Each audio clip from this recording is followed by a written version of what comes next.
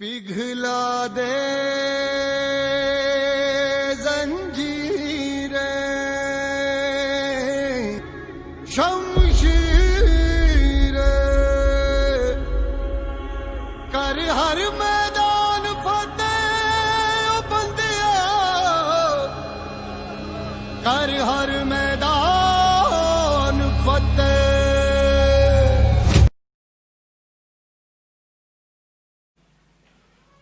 Welcome students, welcome and play with chemistry.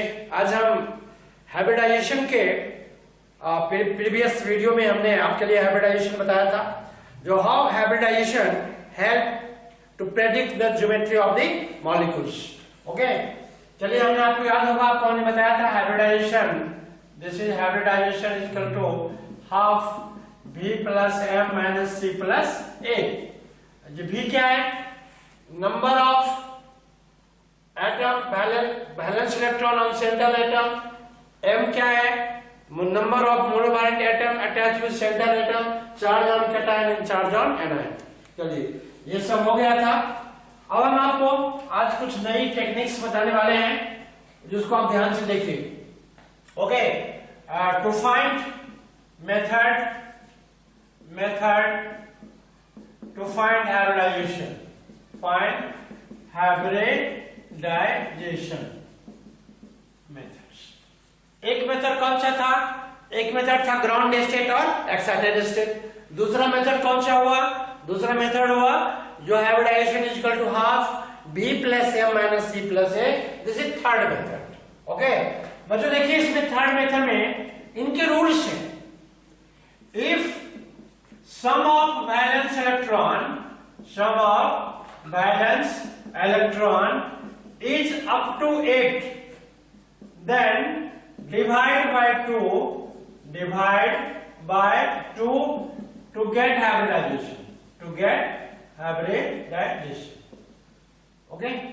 और rule number second क्या है? Second, if sum of valence electron is ranging between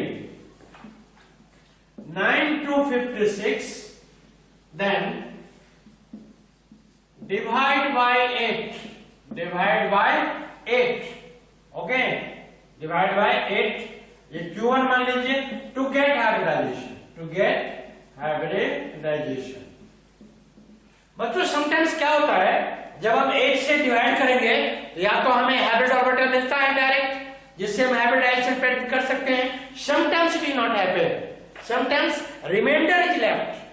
If any remainder left, then remainder must be divided by 2। इसको हम Q2 मानते हैं। Okay, ये Q1 का क्यों लिखा हमने? तो मे भी हो सकता है रिमाइंडर बचेगा। Okay, then divide by 2 Q2, add Q1 plus Q2 to get hybridization, okay बच्चों, दो रूल्स हुए। पहला रूल क्या कहता है? if sum of valence electron is up to 8, then divide by 2 to get hybridization। but sometimes it did not happen। बच्चों, जरूरी नहीं है जो ऑलवेज जो मॉलिक्यूल्स है, जो स्पीसीज है, जिनके हाइब्रिडाइजेशन हमें निकालने हैं, जरूरी नहीं उन सबों के वैलेंस इलेक्ट्रॉन का सम 8 ही हो।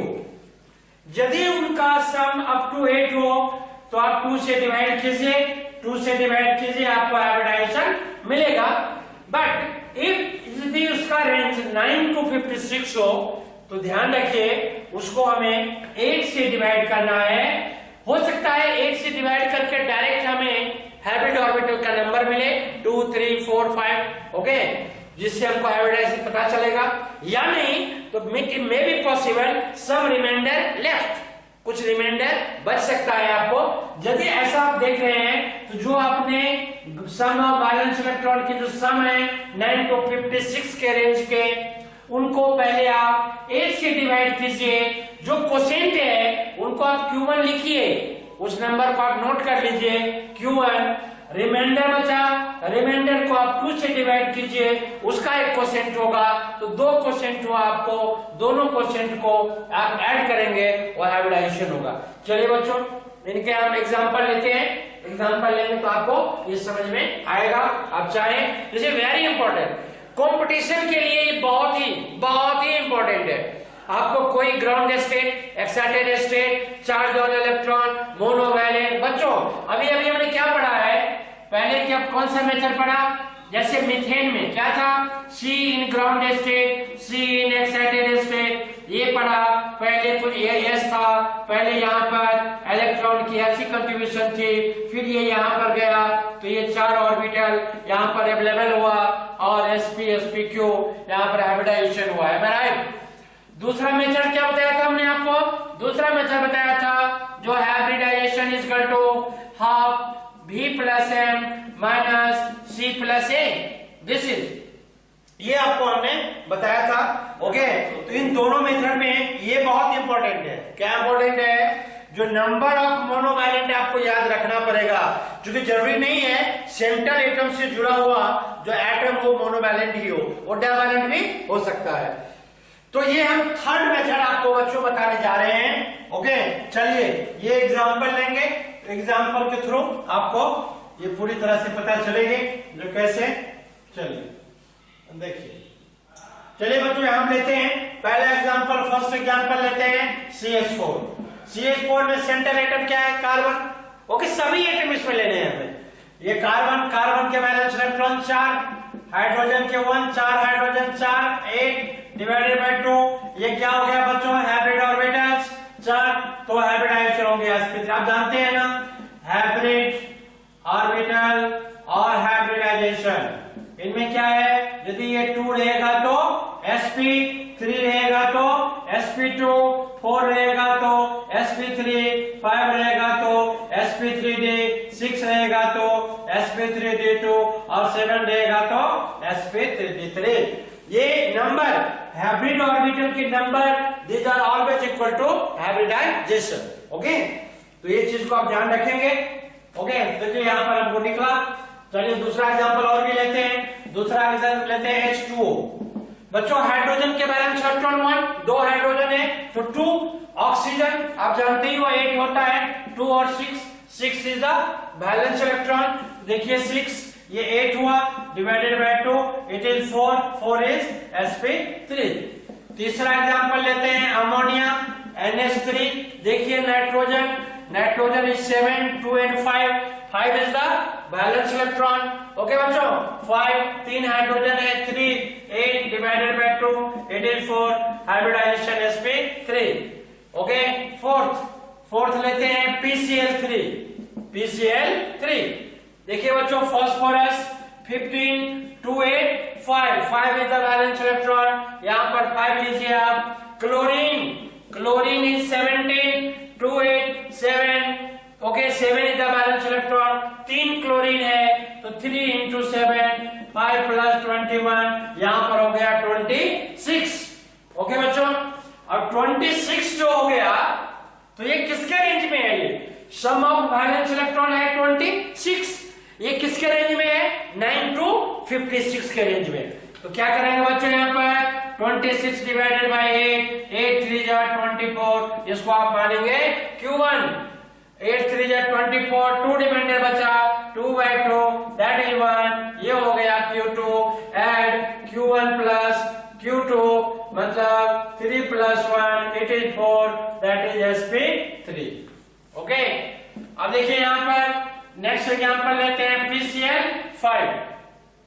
फास्फोरस अभी बताए हैं, फास्फोरस का 5 बैलेंस इलेक्ट्रॉन है, क्लोरीन के 7, 5 है, 5 into 7, 5 plus 35 that is 40 divided by 8 it is 5 और 5 होगा तो sp3d। तो बच्चों इस तरह से हम हाइब्रिडाइजेशन को कैलकुलेट कर सकते हैं। एक मेथड और है, वो भी अभी आपको हम बताने वाले हैं। ओके, चलिए ये मेथड से आप ऐसे निकाल सकते हैं बच्चों। इसमें कैटायन एनायन से भी हम निकाल सकते हैं, देखते हैं कुछ कैटायन एनायन भी लेते हैं। ओके, चलिए लेते हैं हम CO3 2-। ओके, ये देखिए कार्बन के बैलेंस इलेक्ट्रॉन 4, ऑक्सीजन आप जानते हैं 6 होता है वैलेंस इलेक्ट्रॉन, 6 3 जा 3 into 6, -2 का मतलब गेन और loss, it is gain, gain बोले तो addition, okay, plus 2 it is 4 plus 18 plus 2 that is 24 divided by 8 it is 3 that is sp2। ऐसा नहीं है जो स्पीशीज आयनिक फॉर्म में है उनको हम कैलकुलेट नहीं कर सकते, उनको भी कैलकुलेट कर सकते हैं। जैसे देखिए यहाँ पर NH4+ का हमें चाहिए हाइब्रिडाइजेशन इस मेथड से, तो N के वैलेंस इलेक्ट्रॉन कितना हो गए 5, हाइड्रोजन के 1 होते हैं, 4 हाइड्रोजन है तो 4, और प्लस का मतलब इलेक्ट्रॉन को लूज करना, लूज का मतलब minus, this is 9 - 1 that is 8 divided by 2 it is 4 sp3। In this way we can calculate easily, इस तरह से हम इजीली उसको कैलकुलेट कर सकते हैं। कुछ और भी एग्जांपल बच्चों में आपको बता रहे हैं अभी, ओके, चलिए कुछ और भी एग्जांपल बता रहे हैं आपको। जैसे देखिए SO3 - देखिए sulphur 16 2 8 6 is the valence electron, तो 6 आप जानते हैं ऑक्सीजन भी वही बात है, ऑक्सीजन के भी वैलेंस इलेक्ट्रॉन 6 ही हैं, तो 3 ऑक्सीजन है 3 into 6, 2 माइनस का मतलब 2 more electron is gain, gain मतलब addition, this is 6 plus 18 plus 2 this is 26। अब किसके रेंज में है ये 9 to 56, क्या करेंगे बच्चों 8 से डिवाइड करेंगे, 8 3 जा 24, ये Q1 हो गया क्योंकि रिमाइंडर बच रहा है, ओके, 2/2 इट इज 1, ये Q2 बच गया, तो आप Q1 प्लस Q2 को ऐड कर दीजिए, 3 + 1 4 दैट इज sp3। तो इस तरह से हम हाइब्रिडाइजेशन को कैलकुलेट कर सकते हैं। हाइब्रिडाइजेशन बच्चों में क्या देता है, it gives the geometry, gives geometry, ये हमें ज्योमेट्री देती है। चलिए आगे बताते हैं। Hybridization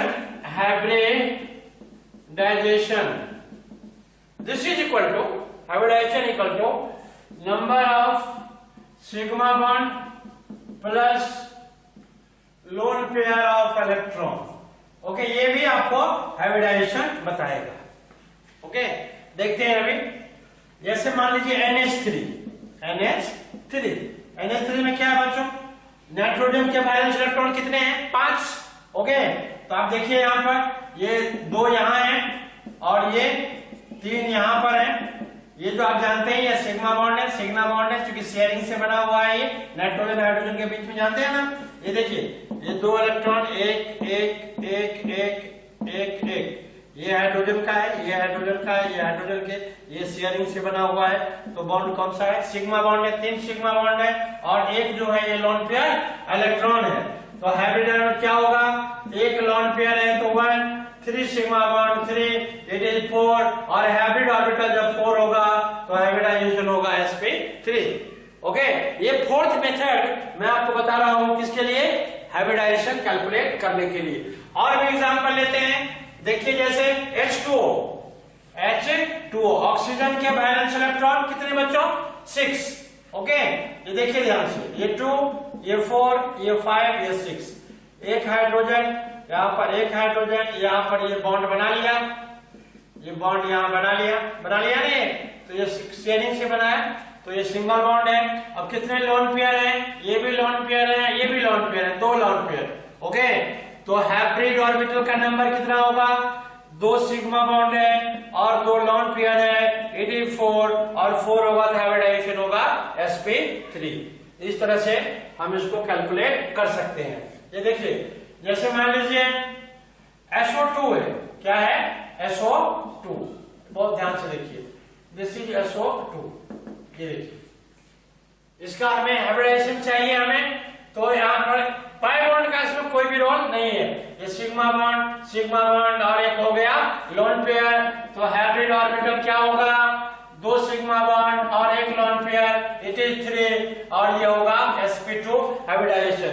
बच्चों एक बार इसको चेक करते हैं प्रीवियस मेथड से, क्या ये sp2 वहां भी होता है, देखते हैं।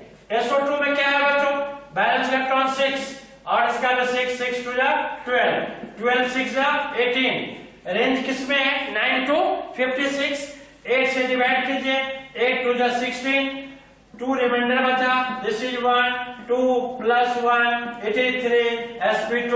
इसका मेथड, ये भी मेथड जो कह रहा है वही ये मेथड कह रहा है, am I right?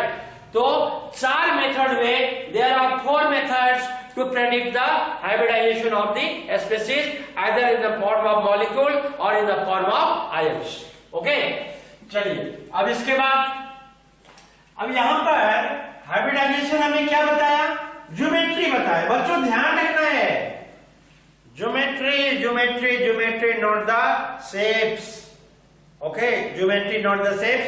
बच्चों ज्योमेट्री जो हाइब्रिडाइजेशन बताता है, जो हाइब्रिडाइजेशन बताता है, जिस ज्योमेट्री, मान लो CH4 NH3 H2O, ये तीनों का हाइब्रिडाइजेशन sp3 और ये है sp3, हाइब्रिडाइजेशन सेम है। क्या इनके शेप के, इनकी ज्योमेट्री क्या है, टेट्राहेड्रल। हाँ, ज्योमेट्री, इसका ज्योमेट्री बोल रहा हूं, इट इज ज्योमेट्री। ज्योमेट्री ध्यान रखिए, geometry it is tetrahedral, it is also tetrahedral, ये सभी टेट्राहेड्रल है। अब हमें क्या फाइंड करना है, हमें शेप फाइंड करना है। क्या फाइंड करना है हमें, शेप। क्या ये शेप बताएगी, क्या जो दिख रहा है वो है, नहीं। बच्चों ज्योमेट्री और शेप, ज्योमेट्री हाइब्रिडाइजेशन से हमें क्या मिलता है, ज्योमेट्री, और ये शेप हो सकता है कब, if central atom has no lone pair electron. This is very very important बच्चों, this is very very important. आप इसको अच्छे से समझ लीजिए। जनरली बच्चे जो एंट्रेंस एग्जाम में क्या करते हैं, तो हाइब्रिडाइजेशन को ही वो निकालते हैं, कैलकुलेट करते हैं। 4 मेथड है, ओके, चारों मेथड में जो भी उनको, बच्चों को जो भी कंफर्टेबल लगता है, जो भी उनको कन्वीनियंट लगता है, उसमें वो हाइब्रिडाइजेशन निकाल के उसको शेप मान लेते हैं। बच्चों ध्यान रखिए, जो हाइब्रिडाइजेशन आप निकालते हैं, hybridization predict the geometry, but geometry में भी इक्वल टू शेप। ज्योमेट्री भी शेप हो सकता है, ऐसा नहीं ज्योमेट्री शेप नहीं हो सकता, ओके, ऑलवेज नहीं हो सकता। ज्योमेट्री शेप हो सकता है यदि सेंट्रल एटम के पास कोई भी लोन पर इलेक्ट्रॉन नहीं हो, तो चूंकि तब जो उनका अरेंजमेंट होगा, जो इसका ओरिएंटेशन होता है, जो उनकी अरेंजमेंट होती है सेंट्रल एटम और एटम के बीच में, ओके, वो अरेंजमेंट जो होती है वो बहुत ही स्टेबल अरेंजमेंट होती है, और इसीलिए जो ज्योमेट्री बताती है वही उनकी शेप होती है। क्लियर हो गया? देखिए आपको मैंने बता रखा है, जो जितने भी हाइब्रिडाइजेशन होते हैं उनके प्रॉपर क्या होते हैं, प्रॉपर उनके शेप होते हैं, ओके, प्रॉपर उनकी ज्योमेट्री होती है, ओके। अभी शेप पर हम आए नहीं, ओके, ये ज्योमेट्री पर आए हैं। जितने भी हाइब्रिडाइजेशन है उनकी प्रॉपर ज्योमेट्री है। यदि हाइब्रिड ऑर्बिटल 2 है तो sp है, बॉन्ड एंगल 180 डिग्री है। यदि हाइब्रिड ऑर्बिटल 3 है तो sp, ये क्या है, नंबर ऑफ हाइब्रिड ऑर्बिटल, ये क्या है, हाइब्रिडाइजेशन, और ये क्या है, बॉन्ड एंगल। sp2 है तो बॉन्ड एंगल 120 डिग्री है, 4 है तो sp3 होगा, बॉन्ड एंगल 109 डिग्री 28 मिनट। यदि हाइब्रिड ऑर्बिटल का नंबर 5 है तो ये sp3d होगा, और इसमें 2 तरह के बॉन्ड एंगल होंगे, जैसा कि आप जानते हैं, एक्सियल और इक्वेटोरियल, 90 डिग्री और 120 डिग्री होगा। यदि हाइब्रिड ऑर्बिटल 6 होगा तो ये sp3d2 होगा, इसमें बॉन्ड एंगल 90 डिग्री होंगे। यदि 7 होगा तो sp3d3 होगा, इसमें 72 डिग्री और 90 डिग्री एंगल्स होंगे, ओके। तो ये तो क्या है, दिस इज हाइब्रिडाइजेशन, जो क्या बताती है, ज्योमेट्री। लेकिन जो ज्योमेट्री है वो शेप भी हो सकती है। जो ज्योमेट्री है, जो हाइब्रिडाइजेशन से हमें ज्योमेट्री मिलती है, the hybridization help us to predict the geometry of the molecules. It may be indicate the shape if central atom है नो लोन पेयर इलेक्ट्रॉन। बच्चों यदि सेंट्रल एटम के ऊपर लोन पेयर इलेक्ट्रॉन ना हो तो जो ज्योमेट्री कहेगा वही जो ज्योमेट्री होगी वही उसका शेप होगा, और ये जो पैरामीटर है हाइब्रिडाइजेशन का उसके अकॉर्डिंग वही उनकी बॉन्ड एंगल होगी। ठीक है, ये तो हो गई उसकी। अब यहां पर ज्योमेट्री क्या कर रही है, टेट्राहेड्रल, लेकिन नाइट्रोजन के ऊपर क्या है बच्चों, लोन पेयर इलेक्ट्रॉन, एक लोन पेयर। यहां पर क्या है, इनके पास दो लोन पेयर है, am I right? तो जैसे जैसे लोन पेयर इलेक्ट्रॉन बढ़ता जाएगा तो बॉन्ड एंगल डिक्रीज होगा। As the number of lone pair electron increases bond angle decreases which decrease the shapes. देखिए मैं अभी खड़ा हूं, ऐसे खड़ा हूं, ऐसे खड़ा हो ना, ये देखिए पोस्टर ऐसे देखिए आप, यदि हम ऐसे हो जाए तो बॉन्ड एंगल क्या हो गया, डिक्रीज हो गया। अभी क्या था, इसको आप मेजर करेंगे तो 180 होगा, यदि इसको करें तो ये कम हो जाएगा, अपने बॉन्ड एंगल क्या हो जाएगी, डिक्रीज हो जाएगी। तो इस तरह से जैसे लोन पेयर इलेक्ट्रॉन बढ़ते हैं तो क्या होती है, बॉन्ड एंगल डिक्रीज होती है, जिसके कारण वो ज्योमेट्री, ये जो ज्योमेट्री है ये शेप बिल्कुल नहीं हो सकती। ध्यान रखिए बच्चों, if you are going to calculate the hybridization, okay, and in question it is mentioned find what is the geometry and shapes। तो बच्चों ज्योमेट्री और शेप इक्वल हो सकता है कब, if central atom has no lone pair electron like methane। जैसे methane में देखिए आप, कार्बन के 4 वैलेंस इलेक्ट्रॉन थे, सभी इलेक्ट्रॉन यूज हो चुके हैं, इनके पास कोई भी लोन पेयर इलेक्ट्रॉन नहीं है, जिसके कारण इनका जो ज्योमेट्री होगा वही उनका शेप होगा। जो ज्योमेट्री के जो बॉन्ड एंगल होंगे, शेप जब हम बनाएंगे उसी बॉन्ड एंगल को हम ध्यान में रखेंगे। बच्चों जैसे ही lone pair electron central atom के आसपास होता है तो क्या करेगा, वो रिपेल करता है, रिपल्सन, रिपल्सिव फोर्स वहां पर एक्टिव हो जाती है। और आप जानते हैं ना, जैसे जैसे lone pair greater than lone pair bond pair, आपको याद होगा बॉन्ड पेयर, यानी प्रॉपर ओरिएंटेशन, शेप में क्या होना चाहिए, प्रॉपर ओरिएंटेशन। उसके लिए क्या नहीं होना चाहिए, रिपल्सन नहीं होना चाहिए। रिपल्सन कब नहीं होगा, जब लोन पेयर वहां नहीं होगा। ओके, तो जैसे जैसे ही सेंट्रल एटम पर लोन पेयर होता है तो ये सिर्फ ज्योमेट्री बताएगा, शेप वो नहीं बताएगा। तो फिर बच्चों यहां पर क्या हो गई, यहां पर एक अब कंफ्यूजन क्रिएट हो गई। हम तो ये सोच रहे थे जो हाइब्रिडाइजेशन से ही हमारा दोनों काम हो जाएगा जी, ज्योमेट्री भी निकल गया, वो शेप भी होगा, लेकिन ऐसा हुआ नहीं। क्यों, तो सेंट्रल एटम के ऊपर यदि लोन पेयर नहीं होगा तो जो ज्योमेट्री कहेगा वही उनकी शेप होगी, सारे कुछ सेम होंगे। बट यदि सेंट्रल एटम पर लोन पेयर होगा तो क्या करेगा, वो रिपल्सिव फोर्स वहां एक्टिव रहेगी, जिसके कारण वो बॉन्ड एंगल को डिक्रीज करेगा।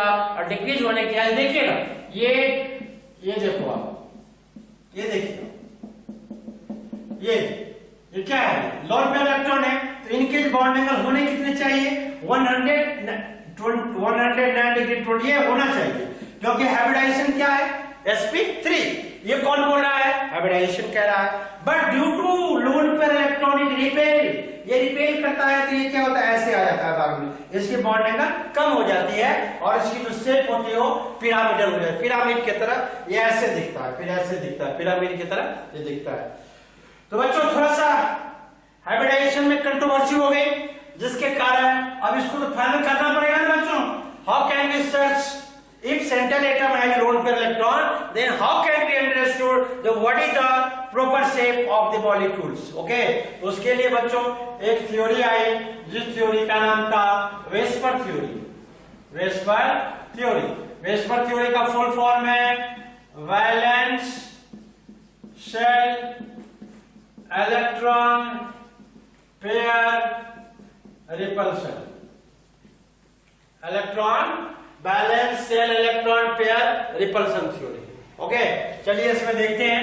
बहुत सिंपल सी बात है, बहुत सिंपल सा है। यहां पर आपको क्या होगा, दो तरह की हमें, और एक तो हम एक्सपेक्ट करेंगे ये शेप हो सकता है, ओके, लेकिन due to lone pair electron it is not happen, lone pair को कंसीडर हम यहां पर नहीं करेंगे। और उसके बाद एक नई शेप हमें देखने को मिलेगी। तो चलिए बच्चों लेते हैं, यहां पर लेते हैं टाइप और मिक्स्ड, टाइप लेते हैं, बस टाइप, मॉलिक्यूल के टाइप लेते हैं, टाइप ऑफ मॉलिक्यूल, ठीक है। यहां पर लेते हैं लोन पेयर इलेक्ट्रॉन, यहां पर लेते हैं बॉन्ड पेयर इलेक्ट्रॉन, ठीक है जी। यहां पर लेते हैं एक्सपेक्टेड ज्योमेट्री, ओके। यहां पर है लेते हैं एक्चुअल शेप, और यहां पर लेते हैं हम एग्जांपल्स, ठीक है। चलिए बच्चों, यहां पर हम दो वर्ड को यूज करेंगे, ABL। ए जो होगा ये सेंट्रल एटम को बताएगा, ओके। बी जो होगा ये बॉन्ड पेयर इलेक्ट्रॉन को बताएगा, और एल जो होगा ये लोन पेयर इलेक्ट्रॉन को बताएगा। चलिए यहां पर लेते हैं AB2L। देखिए ये जो है, ये ध्यान रखिएगा, AB2L, ओके। देखिए AB2 कितने बॉन्ड पेयर है? दो बॉन्ड पेयर, एक क्या है लोन पेयर, एक क्या है सेंट्रल एटम, ओके जी। एक हो गया लोन पेयर और दो हो गए बॉन्ड पेयर। बच्चों इसका कोई एग्जांपल आपके नॉलेज में हो तो, any example if you have. SO2 हो सकता है क्या? बिल्कुल हो सकता है जी। यहां पर देखो ना, क्यों नहीं हो सकता है? ये देखिए यहां पर है नहीं, ये बिल्कुल हो सकता है, ओके जी। चलिए यहां पर देखिए, अब इसको आप क्या एक्सपेक्ट कर रहे हो? मान लो SO2 है, 6 दूनी 12, 6 18, 18/8 16, यानी sp2 आप कर रहे हो। ये आपको देखने में भी ऐसे लग रहा है ना बच्चों, ये लग रहा है ट्रायगोनल प्लेनर है। ये क्या आप एक्सपेक्ट क्या कर रहे हैं इसको? Trigonal planar, okay. इसको ट्रायंगुलर भी कहते हैं, ट्रायंगुलर, ओके। ये आपको लग रहा है, एक्सपेक्ट कर रहे हो। कैसे एक्सपेक्ट कर रहे हो? तो जैसे आपके पास सेंट्रल एटम से एक लोन पेयर जुड़ा है और दो बॉन्ड पेयर जुड़ा है, इसलिए एक्सपेक्ट कर रहे हो। हमने एक एग्जांपल भी लिया है SO2। लेकिन अब देखिए ये क्या है, ये बहुत देखिए ध्यान से। अब ये तो लोन पेयर है, कौन सा इलेक्ट्रॉन है? This is lone pair. अब ये आपको कैसे ऐसे दिख रहा है, ये ऐसे दिख रहा है नहीं, ये बिल्कुल ऐसे दिख रहा है। अब इनको हम क्या बोलेंगे? इसको यदि आप छोड़ दें तो दैट इज कॉल्ड बेंट। क्या कहलाएगा? ये बेंट कहलाएगा, बिल्कुल उल्टा, ये V टाइप का, ऐसे है, ये V टाइप का है, ओके, बेंट। चलिए बच्चों, AB3L,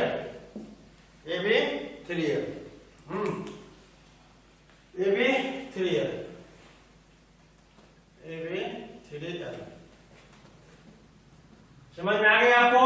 क्या देख रहे थे हम? ट्रायंगुलर प्लेन हम एक्सपेक्ट कर रहे थे, लेकिन हो क्या गया? बेंट। AB3L में देखिए लोन पेयर कितने? एक, और बॉन्ड पेयर 3 बनाते हैं।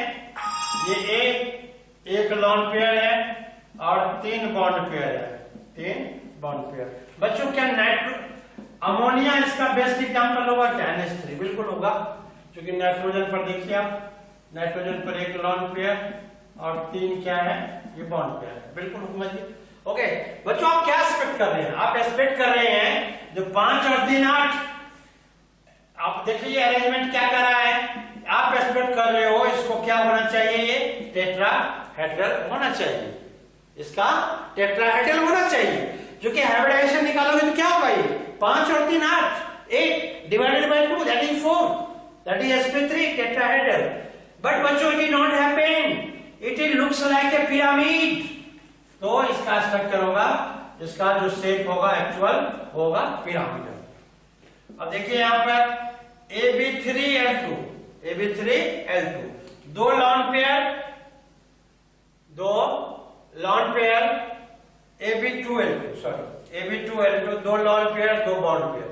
देखो बच्चों, ये हमने लिया 2 लॉन पेयर और ये लिया हमने 2 बॉन्ड पेयर। इसका एग्जांपल बोलिए बच्चों। H2O बिल्कुल हो सकता है, क्योंकि ऑक्सीजन पर ये देखिए 2, ये 4, ये 5 और ये 6। हाइब्रिडाइजेशन क्या बोल रहा है? 6 और 2 8 divided by 2 that is 4 sp3। यानी आप एक्सपेक्ट कर रहे हो जो इसको क्या होना चाहिए? टेट्राहेड्रल। बट यदि हम इसको ऐसे में बंद कर दें, ये क्या हो गया बच्चों? ये बेंट के साथ में भी टाइप में हो गया, ऐसे भी टाइप में हो गया। तो दिस इज स्ट्रक्चर, एक्चुअल जो इसका स्ट्रक्चर है दैट इज बेंट। ओके, चलिए नेक्स्ट लेते हैं, नेक्स्ट एग्जांपल लेते हैं हम। ओके, देख लो आप अच्छे से।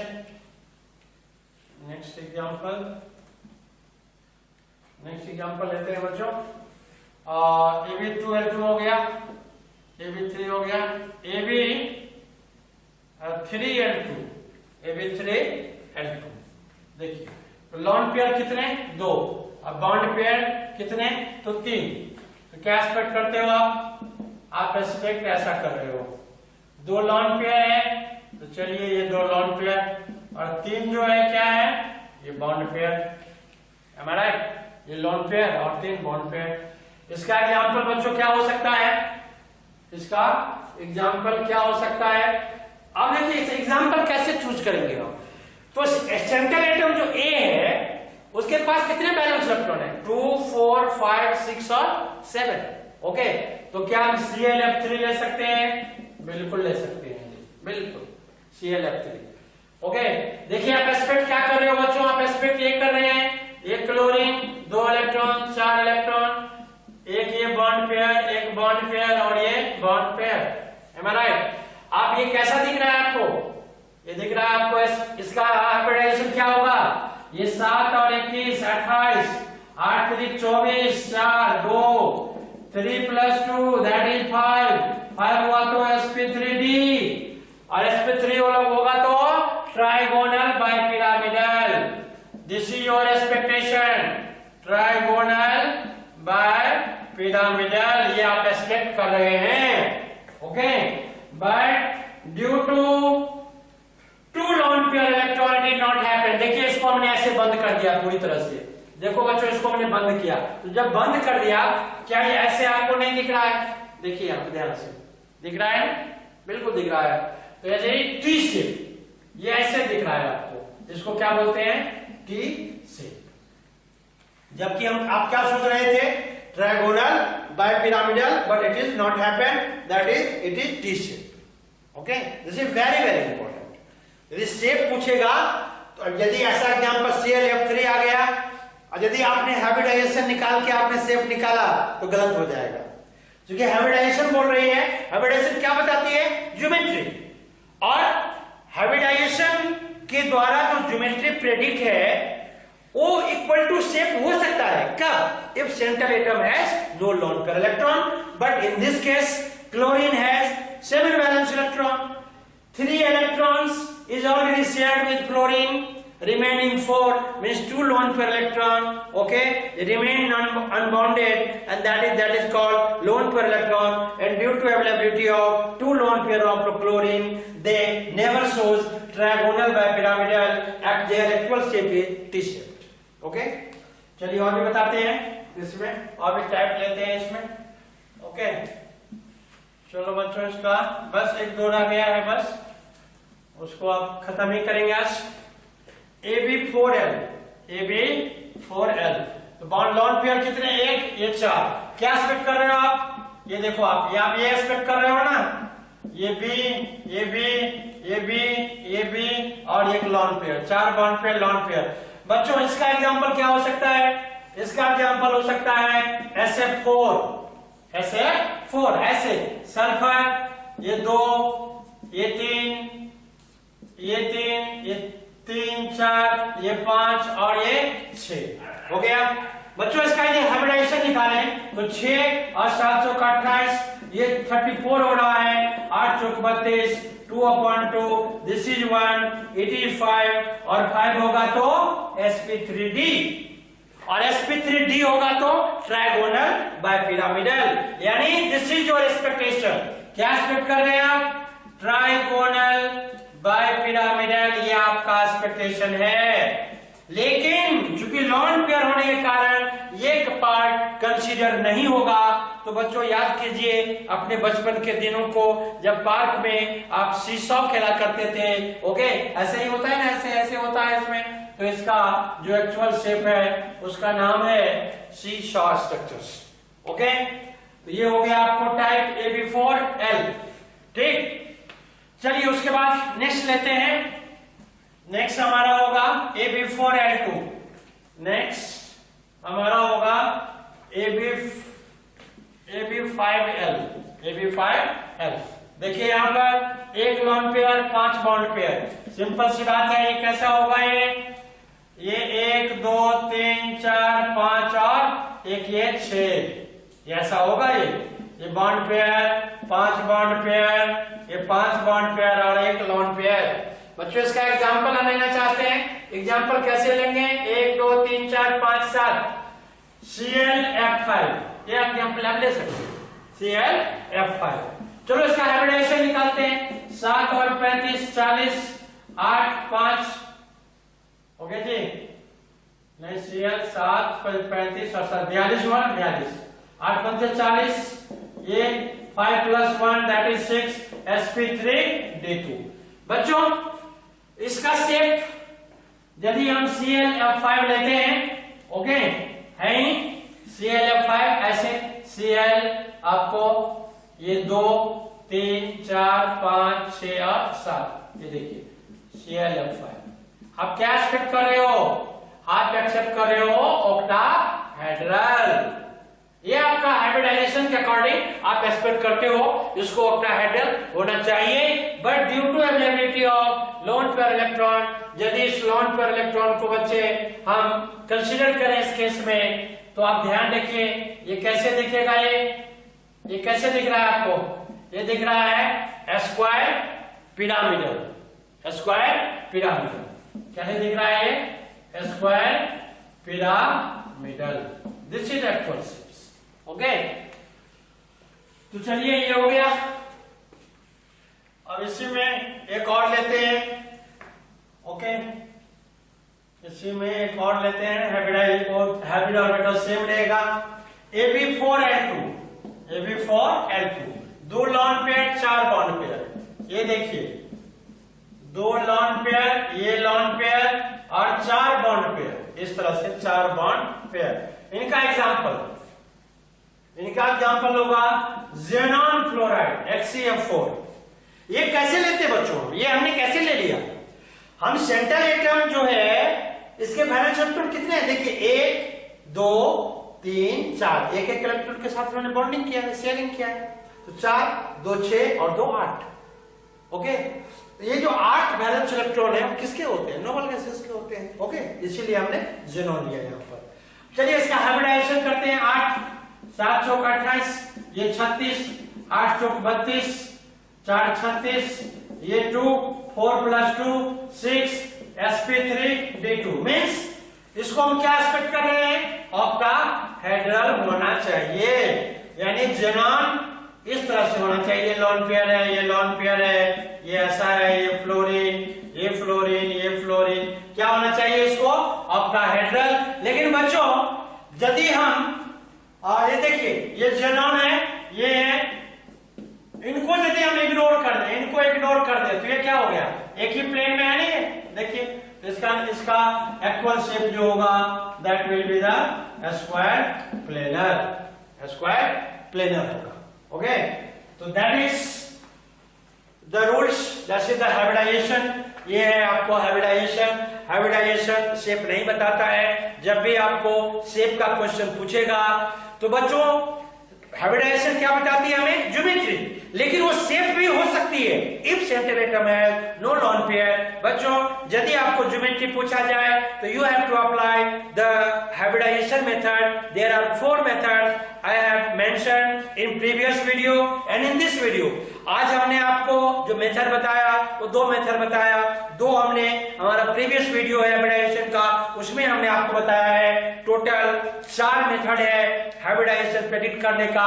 हाइब्रिडाइजेशन हमें क्या देती है? हमें ज्योमेट्री देती है। ओके, बट हाइब्रिडाइजेशन शेप के लिए भी रिस्पॉन्सिबल रिस्पॉन्सिबल हो सकता है if in a molecule central atom has no lone pair electron then geometry and shape both are identical. Okay, if central atom has lone pair electron then remember बच्चों, यदि central atom पर lone pair electron हो और shape का question आपसे geometry पूछा जाए तो ठीक है, हाइब्रिडाइजेशन करो आप. यदि शेप पूछा जाए तो आपको बिल्कुल वेस्पर थ्योरी को फॉलो करना है. वेस्पर वहां पर डिसाइड करेगा जो किस मॉलिक्यूल का, किस स्पीशीज का शेप क्या होगा. Okay, that is the shape of the molecules. ये हो गया आपको टोटल हाइब्रिडाइजेशन. और बच्चों आने वाला जो हमारा वीडियो है नेक्स्ट, ओके, नेक्स्ट वीडियो में आपको बहुत ही इंपॉर्टेंट केमिकल बॉन्डिंग का बैकबोन. यदि एक क्वेश्चन कोई इंपॉर्टेंट है तो वो क्वेश्चन है MOT, molecular orbital theory, molecular orbital diagram. बहुत सारी चीजें, बहुत सारी इंफॉर्मेशन वहां से हमें मिलती है. वहीं पर हमको ये भी पता चलता है जो ऑक्सीजन की वैलेंसी 2 होती है, why oxygen is bonded with double bond, why nitrogen with triple bond, why hydrogen with single bond. वो वहां पर हम मैथमेटिकल कैलकुलेशन करेंगे, वहां पर ये प्रूव करेंगे जो हाइड्रोजन, नाइट्रोजन, ऑक्सीजन या और भी मॉलिक्यूल्स जो होते हैं क्यों उस पार्टिकुलर बॉन्ड से जुड़े रहते हैं, क्यों हीलियम मॉलिक्यूल्स नहीं बनाते, क्यों नियॉन मॉलिक्यूल्स नहीं बनाते. Okay, due to bond order. तो ये अगले लेक्चर में हम आपको बताने वाले हैं. ओके बच्चों, यदि ये वीडियो आपको अच्छा लगा हो आप जरूर इसको लाइक करें, सब्सक्राइब करें and share to the relevant people. Okay, take care.